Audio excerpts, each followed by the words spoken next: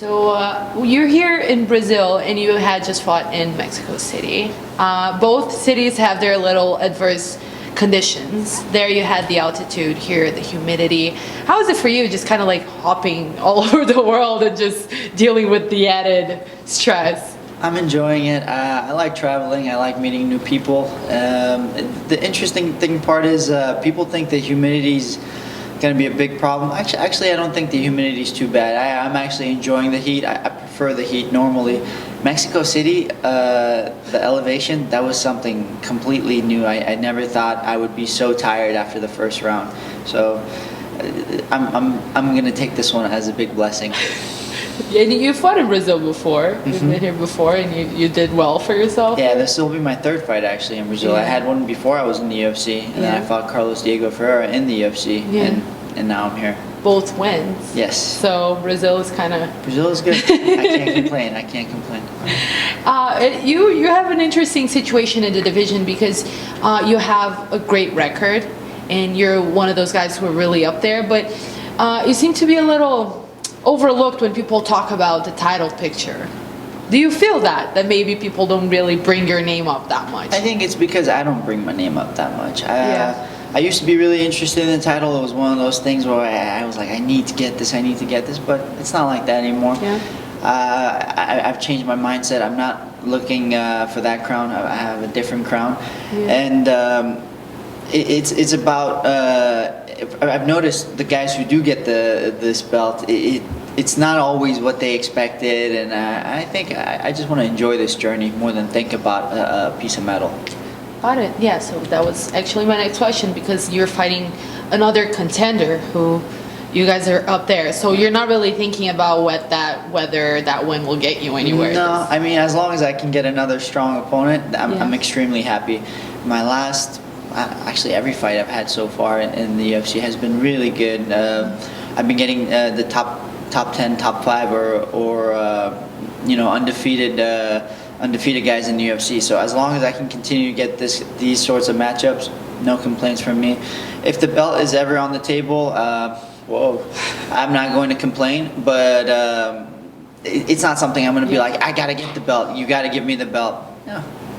And since we're talking about the matchup, you're fighting Edson.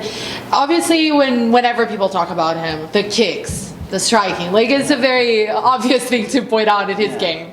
But for you, do you see any other maybe hidden parts of his game that people sometimes overlook? How do you see the matchup for yourself? You know, surprisingly, in a lot of his fights, he goes for takedowns. Yeah. So I think that's something people don't notice. He does look for takedowns, and it just depends on how the situation is going for him. Sometimes he'll do it off a good situation. Sometimes he'll do it off a bad situation.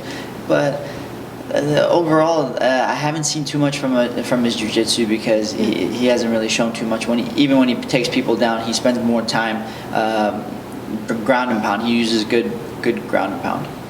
Did you like the matchup, like stylistically? I loved it. I'm a big, I guess I shouldn't say fan, but I have a lot of respect for Edson Barboza. It's hard to be fan of guys in the same division as you know. But I have a lot of respect for Edson. I think he's fought a lot of good guys, and he's done really well. So this is exactly what I want.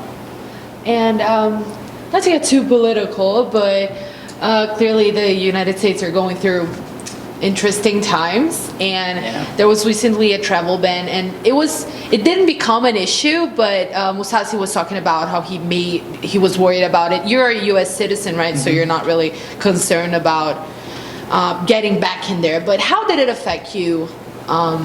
It didn't have too much effect on me personally, but I saw the people around me there. It was fear. I don't know if it affected anyone I know, to be honest with you, personally. But the fear it caused, I think that was something I didn't like seeing.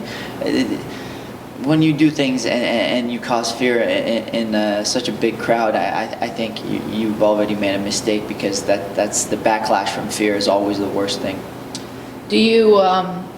Do you have any interest in maybe using your platform to address this, or is this something that, politics, do you get into it, or do you? I try to stay away from politics, just because I don't know both sides of the story. We've had travel bans before. I don't know why we're doing this one and why we're being so extreme about it.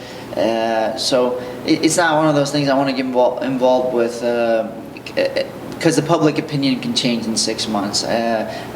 My thing is, as far as politics go, I just want to see us stop bombing other countries. That's really the biggest thing, because if you want to talk about creating terrorism, most of it comes from us destroying other countries. So. And lastly, to get back to the octagon, you mentioned that you're not really thinking about the belt and stuff, but that you want to face top competition. Is there anyone, not even for rankings reasons, but stylistically, or a fighter that would interest you in the future, a matchup? For sure, I think pretty much everybody in the top 10.